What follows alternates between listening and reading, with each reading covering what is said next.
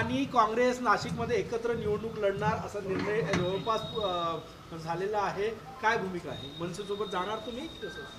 नाही, आम्ही स्थानिक निवडणुका, स्वराज्य संस्थांच्या निवडणुका स्थानिक पातळीवर निर्णय घेण्याचा अधिकार आम्ही दिलेला आहे. त्यामुळे स्थानिक पातळीवरची परिस्थिती लक्षात घेऊन आमच्या त्या जिल्ह्यातील कार्यकर्त्यांनी, नेत्यांनी तो निर्णय घ्यायचा आहे. मला वाटते नाशिकमध्ये काँग्रेसचे सगळ्या पदाधिकाऱ्यांनी मनसेबरोबर जाण्याचा निर्णय घेतला असेल तर तो त्या नाशिक पुरता हा निर्णय आहे असं आम्ही मानतो. आणि नाशिकमधल्या पदाधिकाऱ्यांनी तो निर्णय घेतला असेल तर त्या स्थानिक पातळीवर ती सगळी राजकीय परिस्थिती बघून घेतलेला निर्णय आहे. आम्ही त्यांना अधिकारच दिले होते, त्यामुळे त्यात काही फार वाद निर्माण होईल अशा प्रकारची परिस्थिती नाही. मुळात मनसेबरोबर जाण्याचा किंवा न जाण्याचा जो विषय वारंवार चर्चेला जातो, आमच्या महाराष्ट्रातील नेत्यांची भूमिका नेत्यांनी सर्व मिळून आम्ही भूमिका स्पष्ट केलेली आहे. आणि आमच्या भूमिकेमध्ये कुठेही कॉन्ट्रोवर्सी नाही की ही आघाडीमध्ये असलेल्या घटक पक्षाच्या व्यतिरिक्त ज्यांना या निवडणुकीमध्ये सहभागी व्हायचं आहे किंवा आमच्याबरोबर आघाडी करायची आहे तर तो स्थानिक पातळीवर त्यांनी तिथल्या कार्यकर्त्यांशी, नेत्याशी चर्चा करावी आणि त्या पातळीवर तो निर्णय घ्यावा, ही स्पष्ट भूमिका आमची आहे. म्हणजे उद्या जर चंद्रपूरमध्ये मनसेबरोबर युती होत आहे तर त्यामध्ये काही नवल वाटण्याचं काही कारण नाही, कारण तो स्थानिक पातळीवरच्या नेत्यांचा निर्णय आहे. स्थानिक नेत्यांनी निर्णय घेतल्यावर वरिष्ठ नेत्यांचा काही विरोध असेल का? मला आमचा विरोध करण्याचा काही अधिकार नाही. आम्ही त्यांना अधिकारच दिला आहे, त्यामुळे विरोध करण्याचा काही संबंध नाही. काही क्रायटेरिया ठरवलं असेल की भाजपसोबत नाही करायची, अजितदादा गटासोबत नाही नाही, बरोबर, भाजप बरोबर करायची नाही, अजितदादांच्या बरोबर करायची नाही, शिंदेंच्या बरोबर करायची नाही. पण जेवढे आहेत, BSP असेल, वंचित असेल किंवा मनसे असेल, हे जरी महाविकास आघाडीमध्ये नसले तरी त्यांच्याबरोबर युती करायला हरकत नाही, अशी आमची भूमिका आहे. तुमच्या परिसरातला प्रश्न आहे, चिमूर SDPO जाधव यांनी रेतीच्या ट्रकवर 8 दिवस कारवाईच केली नाही म्हणून चौकशी सुरू झालेली आहे. चंद्रपूर SPने त्याची चौकशी सुरू केलेली आहे. हा SDPO फार चोर माणूस आहे, हा पूर्णतः भ्रष्टाचारी माणूस आहे आणि यांनी अशा प्रकारे तिकडे धिंगाणाच घातला आहे. परंतु त्याला सत्तेतील एका लोकप्रतिनिधीचा आशीर्वाद आहे. त्याची बदली सुद्धा त्यांच्या इशाऱ्यावर त्यांनी करून घेतली आणि म्हणून त्याची हिंमत वाढलेली आहे आणि तो फार मस्तीत वागतो, प्रचंड पैसे कमवतो. त्याच्यावर त्वरित मी आता गृहमंत्र्याला आणि पोलीस महासंचालकांना पत्र लिहून त्यांच्यावर निलंबनाची कारवाई त्वरित करावी अशी मागणी करणार आहे. बच्चू कडू यांनी म्हटलं आहे निवडणूक आयोगाने नोटांच्या गड्ड्या गेल्या त्यामुळे मतचोरी होत आहे अशा पद्धतीचा आरोप त्यांनी केला. कसं पाहता तुम्ही आरोप? नाही, काय आहे की आज निवडणूक आयोगाची भूमिका ही स्वच्छ नाही, ही प्रामाणिक दिसत नाही, ही नियमाला धरून दिसत नाही. मला सांगा, मतदार नोंदणीची तारीख किंवा अंतिम यादी 25 जुलैनंतर नव्या मतदारांचा समावेशच करू नये? नाही, निवडणूक आयोगाचा निर्णय आहे 25 जुलै ही अंतिम यादी लागल्यानंतर नव्यानं एकही मतदारांचा समावेश होणार नाही. आता नवं मतदार जे 18 वर्षाचे होतात, खरं तर ही प्रक्रिया आचारसंहिता किंवा निवडणूक कार्यक्रम डिक्लेअर होईपर्यंत सुरू असते. त्यातील डुप्लिकेट मतं काढायसाठी आम्ही सांगितलं, त्यातले तिबार मतं काढायसाठी आम्ही सांगितलं, याद्या स्वच्छ करायसाठी सांगितलं. ते काहीच केलं नाही आणि बोगस मतदार याद्यांच्या भरोशावर जर निवडणुका होत असतील तर या देशातील लोकशाही टिकेल का? म्हणून बच्चू कडूंनी जर असा आरोप केला असेल तर त्यामध्ये काही तथ्य असेल.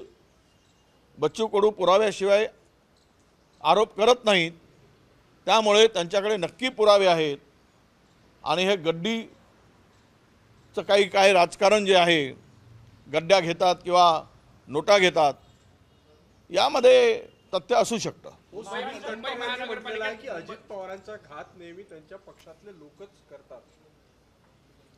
असं आहे की ही एक टोळी आहे आता, आणि सर्व भांडवलदार, जमीनदार, सुभेदार, सरदार असे मिळून झालेला हा पक्ष आहे. त्यामुळे यामध्ये चढाओढ होत असते. एकामेकाच्या सीमारेषेमध्ये एकमेक घुसत असतात आणि तिथून त्यांचे मतभेद हे तयार होत असतात आणि एकमेकाचा घात ते करत असतात. हे आता लपून राहिलेलं नाही. मुंबई महानगरपालिकेमध्ये मनसे 125 जागा लढवणार असल्याची चर्चा आहे. त्यामुळे मग काँग्रेसची भूमिका मुंबईत काय राहणार आहे महानगरपालिकेत? आमचा मुंबई महानगरपालिकेच्या नेत्यांनी ठरवलं आहे की आम्ही स्वतंत्र लढणार. त्यामुळे कोणाला किती जागा हा प्रश्न निर्माण होत नाही. महाराष्ट्रात काँग्रेसला कमकुवत करण्याचे काम शरद पवार यांनी केलं असा आरोप नानांनी केला आहे. असं आहे की आपण ज्यावेळेस आघाडीचा धर्म पाळतो त्यावेळेस कोणी कोणाला कमकुवत करण्यापेक्षा आपण कसे मजबूत होऊ याचा विचार अधिक प्रकर्षानं करण्याची गरज आहे.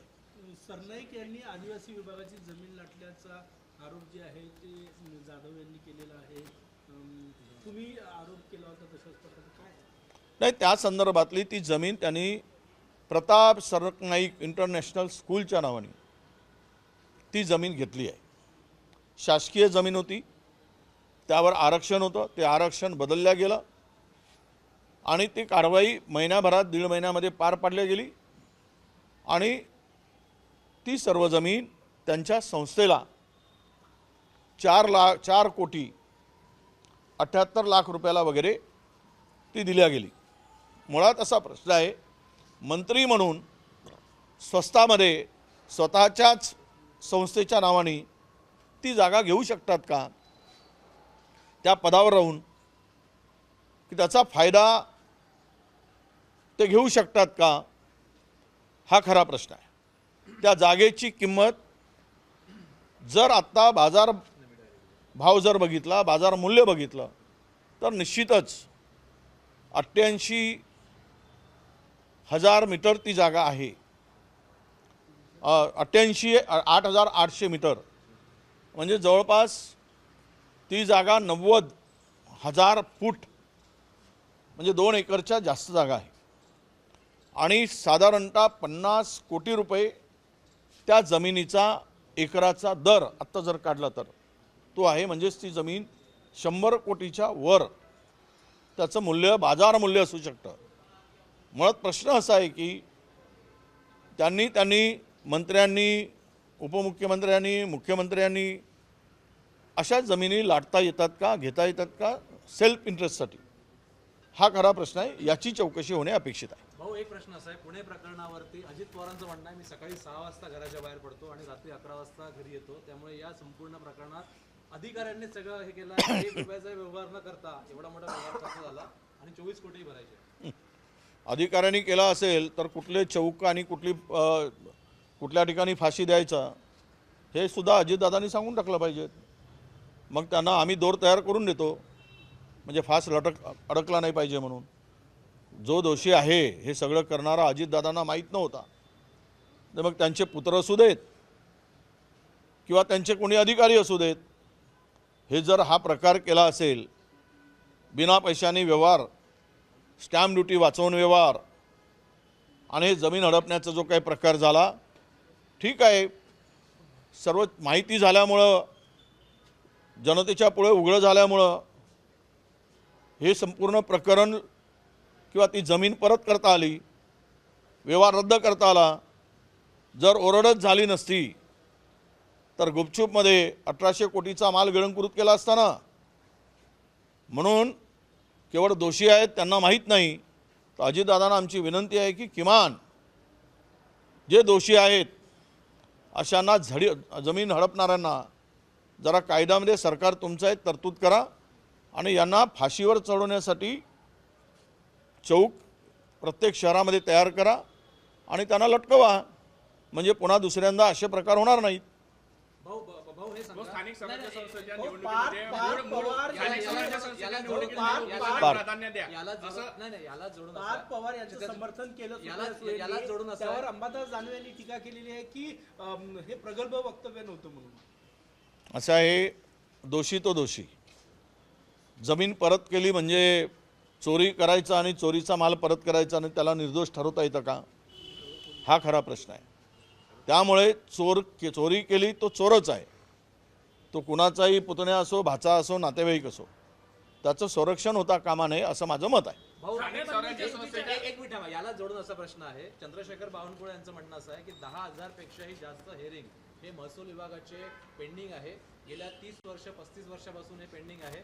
दररोज 2-3 यापूर्वी बावनकुळे याच्यापूर्वी असे हेरिंग होत होते आणि पुढच्या 3 वर्षात 10,000 हेरिंग पूर्ण करायचे आहे. पुण्यामध्ये जी स्पीड दाखवली, सर्वसामान्यांचे जे हेरिंग आहे ते बाकी आहे. खारपानपट्टा असतील, गडचिरोलीपासून ते मुंबईपर्यंत अनेक हेरिंग बाकी आहे.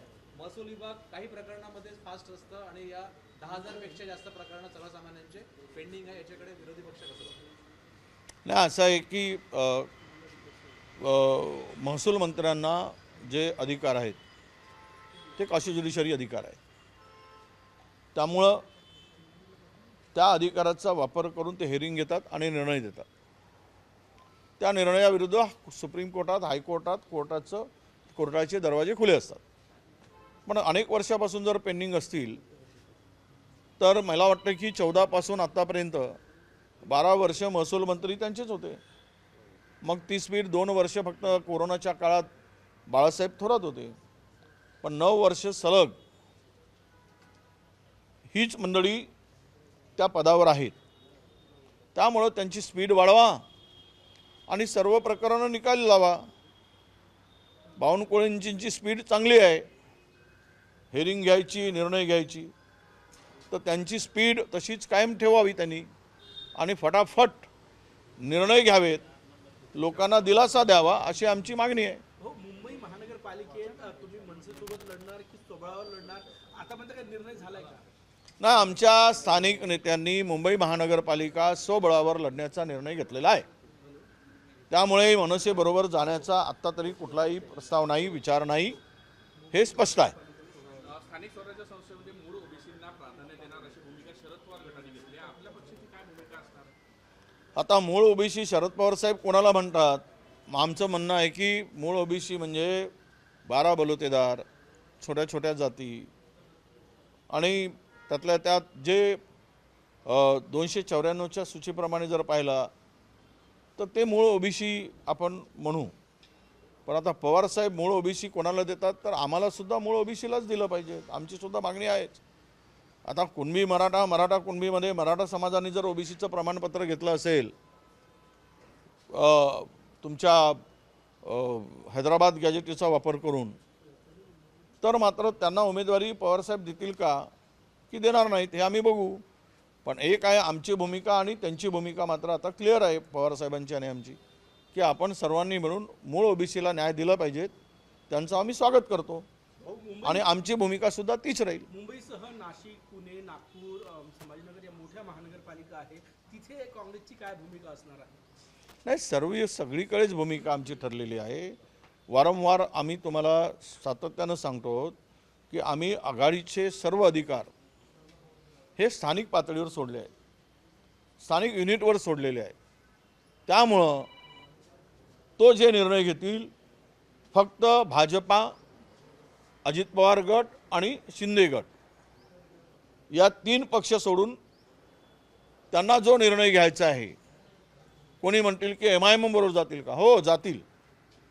MIM जर स्थानिक पातळीवर युती करून त्यांना निर्णय घ्यायचा असेल, समाजवादी बरोबर युती करून निर्णय घ्यायचा असेल, तर त्या ठिकाणी त्यांना तो अधिकार आम्ही दिलेला आहे. महानगरपालिकेमध्ये असो की जिल्हा परिषदेमध्ये असो, तो निर्णय घेऊन केवळ त्याला आमची एक औपचारिक मान्यता घ्यावी एवढंच आम्ही त्यामध्ये म्हटलेलं आहे. हो, राज ठाकरेंच्या सुरक्षेत वाढ केली आहे, राज ठाकरेंच्या सुरक्षेत वाढ करण्यात आलेली आहे या निवडणुकीपासून. आता ती वाढ सुरक्षेची आहे की त्यांना बंदिस्त करण्याची आहे? राज ठाकरेंच्या भीतीमुळं याचा खुलासा लवकरच होईल. त्यांना भीती आहे म्हणून वाढ केली की सत्ताधाऱ्यांना भीती आहे म्हणून त्यांची सुरक्षा वाढवली, याचं उत्तर मला वाटतं लवकरच मिळेल. हो, मुस्लिम आणि ख्रिश्चन हे राष्ट्रीय स्वयंसेवक संघाचे सदस्य होऊ शकतात, पण त्यांना आपली आयडेंटिटी सोडावी लागेल. हिंदू म्हणून संघात येता येईल असं सरसंघचालकांनी म्हटलं. म्हणजे RSSची भूमिका ही कट्टर हिंदूची आहे. त्यांना इतर माणूस, इतर जात, इतर धर्म त्यांना या देशात अजिबात नको आहे अशीच त्यांची भूमिका दिसते. हा देश संविधानावर चालतो आहे हे RSSने लक्षात घेतलं पाहिजे. मुळात या देशाला संविधानाने या भारतामध्ये असणाऱ्या प्रत्येकाला समान हक्क आणि अधिकार दिलेला आहे. त्यामुळं हे आजचा जातीभेद किंवा धर्मभेद करून संघामध्ये प्रवेश करण्याच्या संदर्भातली भूमिका मांडणं हे संविधानाचा अपमान आहे असं मी मानतो. शरद पवारांनी आपल्या पक्षाला अशा सूचना दिलेल्या आहेत की मूळ OBC प्रमाणपत्र धारक असेल तर त्याला उमेदवार करा, आणि तो जर मिळाला नाही तर कुणबी प्रमाणपत्र धारक असेल त्याला. नाही, सरकारने यामध्ये भूमिका घेतली पाहिजेत. खरं तर प्रश्न पूर्व झाला पण माझं राहून गेलं होतं. मुळात हे खरा OBC जर होईल त्याच्याकडे व्हॅलिडिटी पहिल्यांदा बघितली पाहिजेत. आता सरकारने 6 महिन्याची मुदतवाढ स्थानिक स्वराज्य संस्थांच्या निवडणुकीमध्ये नॉमिनेशनच्या वेळेस 6 महिन्याची मुदतवाढ देण्याची गरज नव्हती. ज्यांच्याकडे कास्ट सर्टिफिकेट आहे आणि जात पडताळणी प्रमाणपत्र आहे ज्याला व्हॅलिडिटी म्हणतो आपण, त्याच उमेदवाराला पात्र केलं असतं तर मूळ OBCला न्याय मिळाला असता. पण आता कालपरवा जे काही प्रमाणपत्र घेतलेत आणि झपाट्यानं ते सगळं वाटलं जात आहे, तर त्याच्याकडे प्रमाणपत्र असल्यावर मूळ कसं म्हणायचं आणि कूड कसं शोधायचा. एकदा जर प्रमाणपत्र दिलं तर. म्हणून सरकारला आमची विनंती आहे की स्थानिक स्वराज्य संस्थांमध्ये जात पडताळणी प्रमाणपत्र असल्याशिवाय त्या उमेदवाराला पात्र ठरवू नये, त्याचं फार्म स्टँड ठेवू नये, तरच यावर ओरिजिनल OBCला न्याय मिळेल. हो, मुंबई महानगरपालिका अत्यंत महत्त्वाची निवडणूक आहे. काँग्रेसची रणनीती काय असणार, मुद्दे काय असणार आहे, आणि स्वबळावर लढण्यासाठी हायकमांड सोबत काही चर्चा झाली आहे का याबाबत? नाही, हायकमांडबरोबर चर्चा केल्यानंतरच आम्ही स्थानिक पातळीवर निर्णय घेण्याचा अधिकार दिलेला आहे आणि आमच्या लोकांनी सुद्धा तेच ठरवलेलं आहे. मुद्दे खूप आहेत. मुंबईची तिजोरी खाली झाली आहे. मुंबईमध्ये भ्रष्टाचाराचे प्रकरणं प्रचंड आहेत. खिरापत वाटली जात आहे. आता एक विषय नाही आहे की मुंबईच्या एकूण विकासाला आणि मुंबईच्या आर्थिक सुबत्तेला छेद देणारे सगळी घटना किंवा सगळे प्रकार मागच्या सरकारच्या काळामध्ये झालेत, आत्ताच्या सरकारमध्ये होत आहेत. त्यामुळं असलेले डिपॉझिट खाली करून घेतले गेलेत. मुंबईमधले अजूनही पाणी तुंबतो आहे. मुंबईतले नद्या अजून स्वच्छ झालेले नाहीत. अनेक प्रश्न आहेत ज्यामध्ये ही भारतातील नव्हे तर जगातील सर्वात मोठी ही महानगरपालिका आहे आणि या महानगरपालिकेतील मूलभूत जे आवश्यक प्रश्न आहेत त्या प्रश्नाला घेऊन आम्ही लढू. राष्ट्रवादीला सोबत घेत होते, यावेळेस त्याचा विचार होईल का? राष्ट्रवादीला सोबत घेत होते आणि तुम्ही यावेळेस त्याचा विचार होईल का की स्वबळावर म्हणजे एकटंच तुम्ही पुन्हा मित्रपक्ष घेणार? नाही, मित्र पक्षाचा प्रस्ताव आला तर त्यावर चर्चा नक्की होईल. अजित पवार साहेबांच्याकडून जर पक्षाचा प्रस्ताव आला तर त्यावर आम्ही चर्चा करू. अजित पवार? नाही, अजित पवार, सॉरी, माफ करा, शरद पवार. हो, मग 2 ठाकरे बंधू एकत्र आले आणि काँग्रेस सोबत लढली तर मतांचं विभाजन होईल असं वाटत नाही का काँग्रेसला? तुम्ही जे म्हणताय हे बघा, मतांचं विभाजन होईल, फायदा होईल, नुकसान होईल. आम्ही नेहमी लढत आलो. आम्हाला 30-35 जागा आमच्या नेहमी निवडून येत असतात मुंबई कॉर्पोरेशनमध्ये. उलट आमच्या ते 3 पक्ष तेही वेगळे लढत आहेत सत्तेमधील. म्हणजे भाजपाही वेगळी लढतो इच्छित आहे, शिंदेंची शिवसेनासुद्धा वेगळी लढणार आहे, अजितदादांचा गटसुद्धा वेगळी लढायची तयारी करतो आहे. त्यांचं विभाजन होत नाही ना, आमच्याच विभाजनाची चिंता कशाला? ते वेगळे लढले तिन्ही पक्ष, तर महाविकास आघाडीचे तिन्ही पक्ष मुंबईत वेगवेगळे लढण्याच्या तयारीत आहे असं म्हणता येईल? मला तरी आत्ता सांगता येणार नाही. मुंबई महानगरपालिकेच्या निवडणुकांना अजून वेळ आहे. पण आम्ही सगळ्यांनी अधिकार हे स्थानिक पातळीवर दिले आहेत. त्यांच्याबरोबर चर्चा करून जे आमच्या समविचारी पक्ष आहेत त्यांचा प्रस्ताव आल्यास त्यांच्याबरोबर चर्चा करू आणि निवडणुकीमध्ये आघाडी करण्याच्या शक्यतेवर बोलू. जर काँग्रेस एकटं लढलं तर पक्षाला नवसंजीवनी मिळेल का? तुम्ही लोकसभा विधानसभा ही महाविकास आघाडीमध्ये शेवटचा लढली आता. होती. नाही बडकटी म्हणण्यापेक्षा कार्यकर्त्यांची निवडणूक आहे, त्यांना संधी मिळाली पाहिजेत, हा एक प्रश्न आहे. आणि निवडून येण्याचे निकष जहा असला तरी आम्ही सेकंडरी मानतो. कार्यकर्ता या आघाड्या युतीच्या ह्याच्यामध्ये मोठ्या प्रमाणामध्ये त्याला निवडणूक लढण्याची संधीच मिळत नाही. अशा वेळेस ती एक संधीसुद्धा मिळेल. जिंकणं प्रत्येक वेळेस हा आमचा उद्देश नाही, तर कार्यकर्त्याला न्याय देणं हा सुद्धा उद्देश आहे. हो, ही लिटमस टेस्ट असेल का स्वबळावर लढणं? जर याचा चांगला परिणाम आला तर इथून पुढे मग आघाडीमध्ये राहायचं की नाही? नाही, या स्थानिक स्वराज्य संस्थांशी हे महाविकास आघाडी आहे, देश पातळीवर इंडिया आघाडी आहे.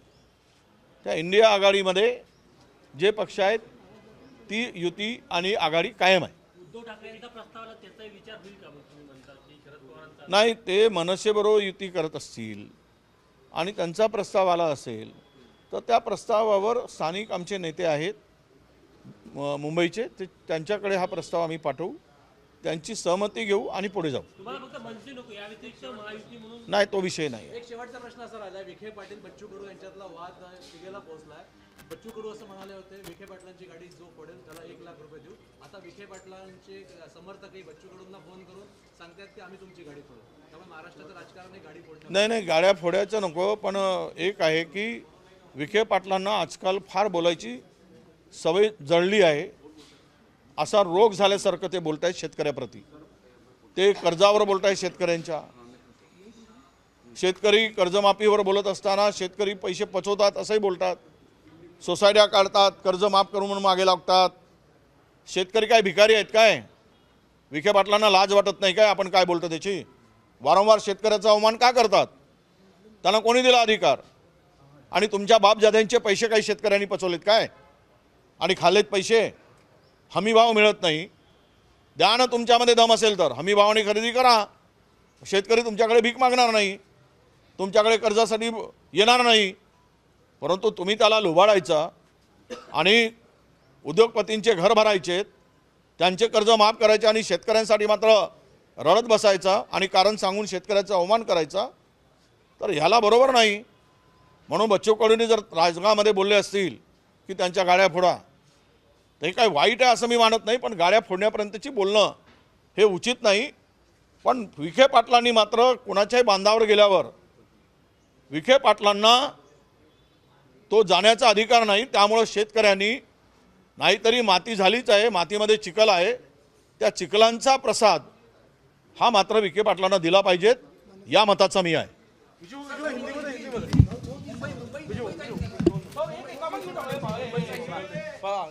हिंदीमध्ये बोलून चला, मी हिंदी एकत्र घेतो, सब हिंदी एक साथ. तुम्हारे बाकी की निकाल दो, हिंदी बात साथ में रखो. मुंबई महानगर पालिका चुनाव के बारे में कांग्रेस की क्या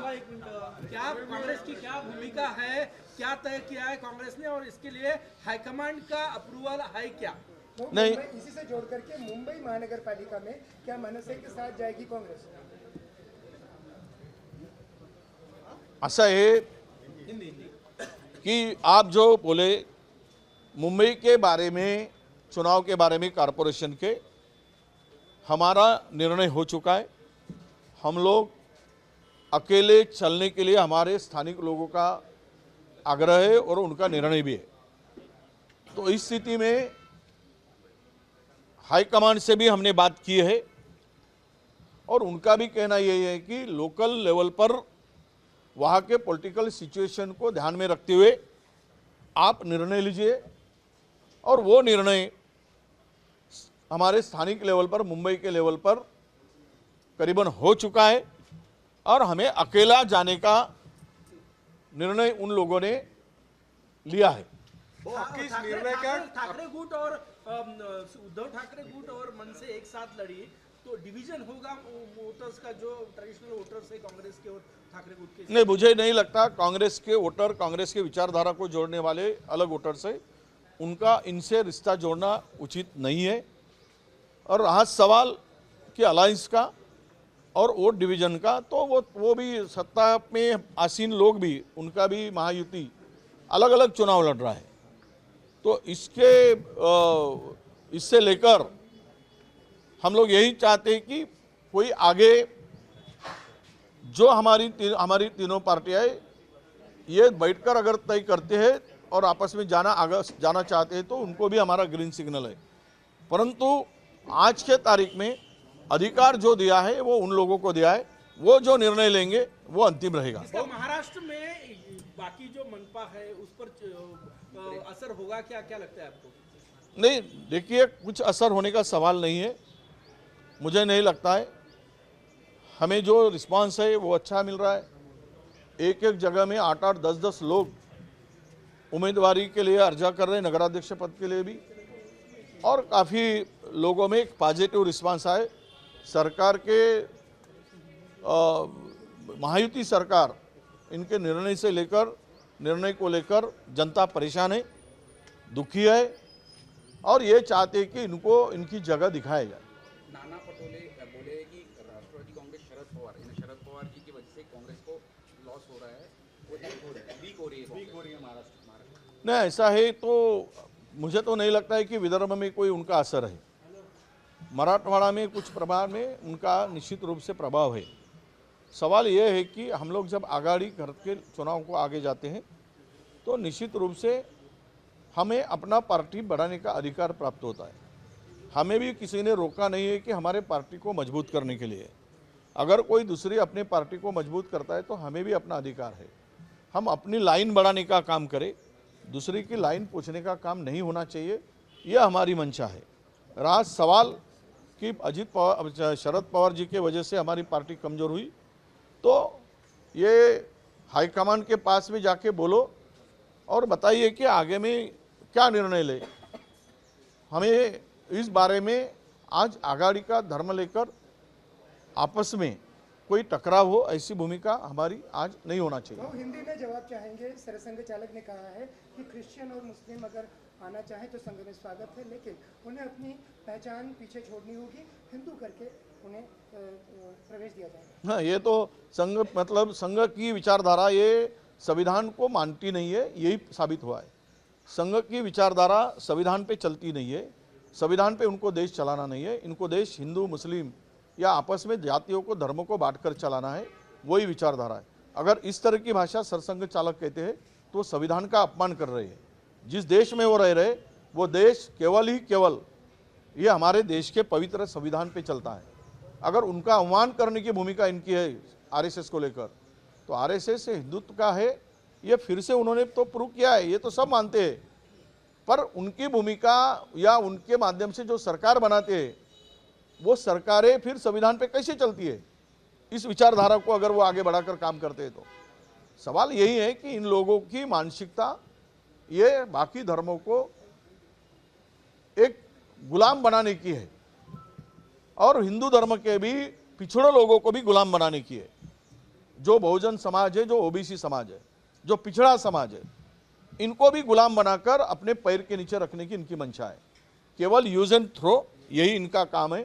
इस देश की केवल 5% लोग इस देश का मालिक बनना चाहते हैं और बाकी सबको गुलाम बनाना चाहते हैं। यह विचारधारा ही आज देश में आगे बढ़ रही है। Thank you. जानना चाहेंगे, अमोल मिटकरी ने ऐसा एक पोस्ट किया है कि पार्क पे अगर कार्रवाई होती है तो महाराष्ट्र सरकार गिर जाएगी। तो ये डर फडणवीस साहब को बहुत सता रहा होगा। उन्होंने 3 दिन से सोए नहीं। अमोल मिटकरी का बयान सुनने के बाद में ऐसा मैंने सुना है, और उनको 2 बार तो नींद की गोली भी खानी पड़ी क्योंकि अमोल मिटकरी से वो डर गए थे। तो इसीलिए वो कार्रवाई नहीं कर रहे और पार्थ पवार के ऊपर कार्रवाई नहीं हुई। ये फडणवीस साहब डरने की वजह से हुई, नहीं हो रही, और वो सरकार गिरेगी इसीलिए नहीं हो रही, ये मिटकरी के बयान से साबित हो रहा है।